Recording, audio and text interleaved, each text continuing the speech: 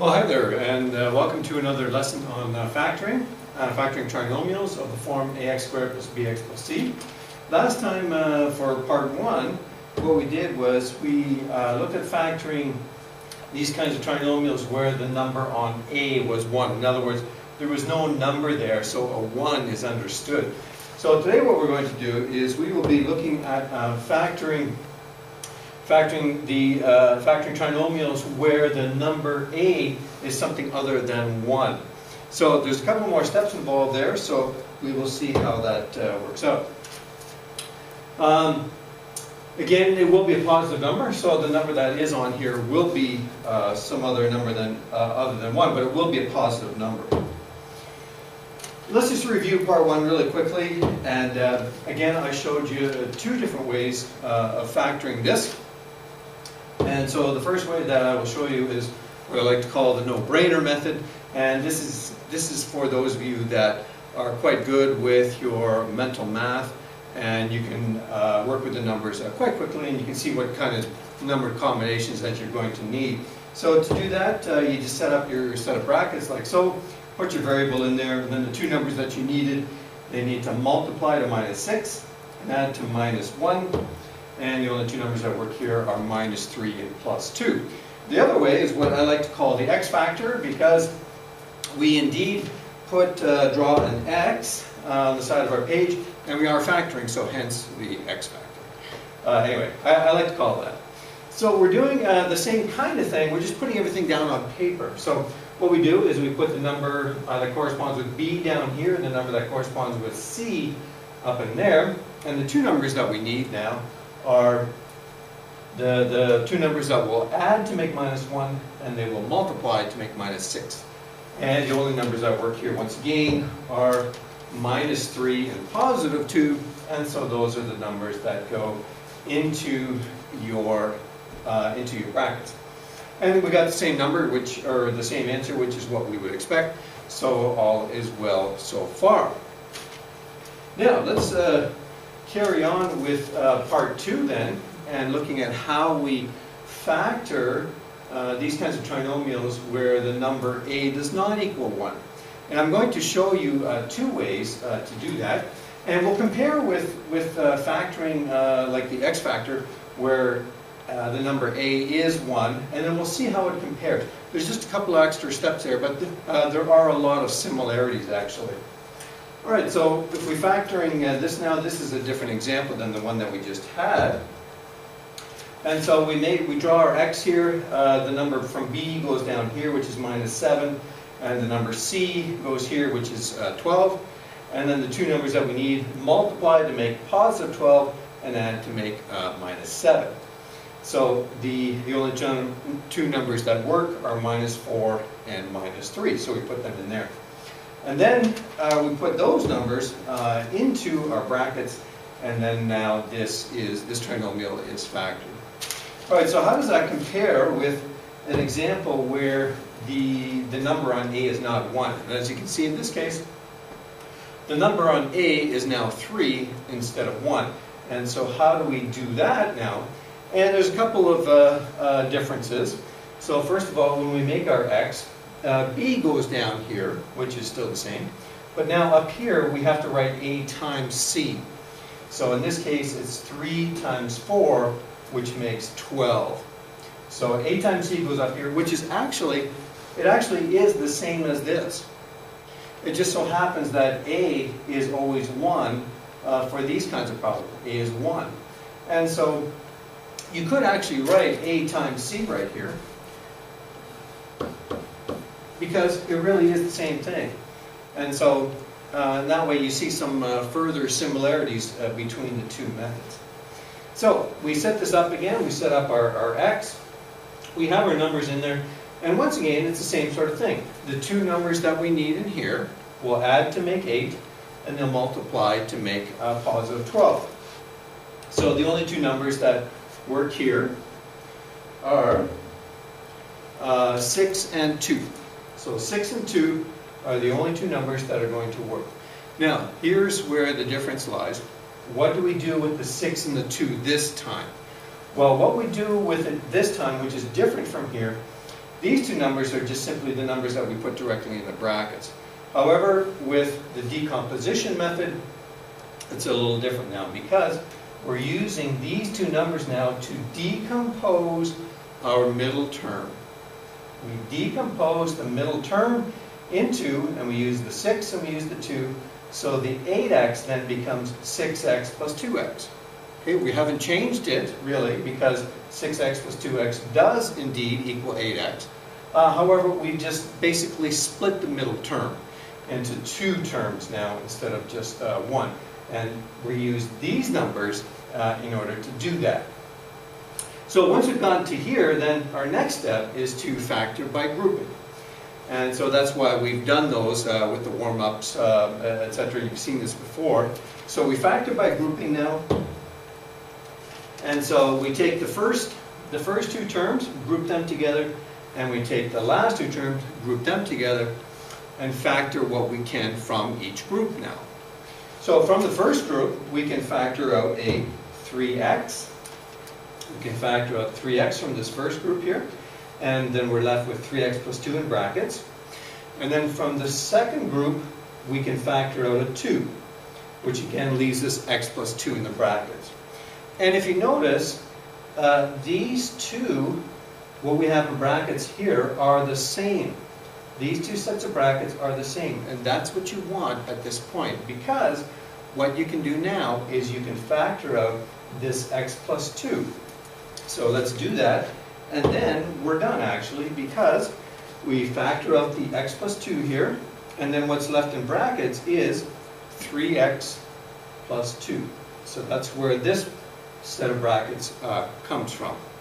So we factor out the x plus 2, because each of these has an x plus 2, and then once we've done that, what's left over is 3x plus 2, and then you're done. So a couple of extra steps there, but with practice it will get easier for you. So what I'd like to do right now then is to show you another method of factoring this type of a trinomial, so then you can choose which one that you like to do better.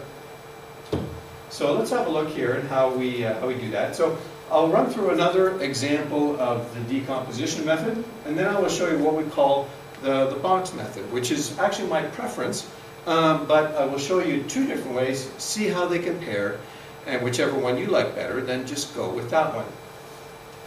All right, so decomposition method on this one here. Again, we start out by making our x here, and again what goes down here is b, and what goes up here is a times c. So a times c in this case is just 6 times 1, which is 6. So the 6 goes there, and minus 5 goes there.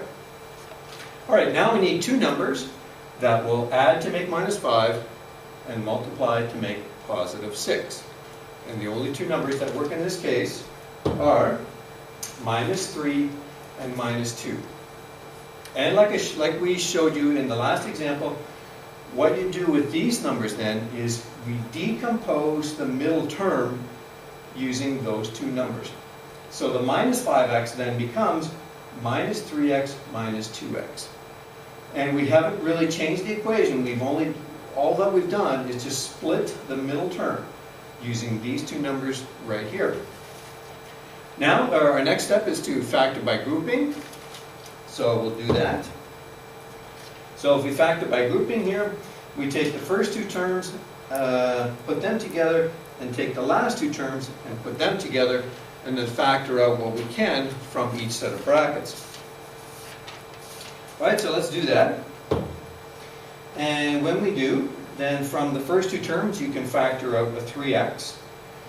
And when you factor out 3x, you're left with 2x minus 1. Because if you multiply that times that and that, you will get this back again. Here we can only factor out a minus 1. That's all we can factor out. And when you do, then this becomes 2x minus 1. Okay, when you factor out minus 1 from this set of brackets here, it becomes 2x minus 1, because that makes it a double negative here on the 1. And this is what you want, because you want this set of brackets to be the same as this set of brackets.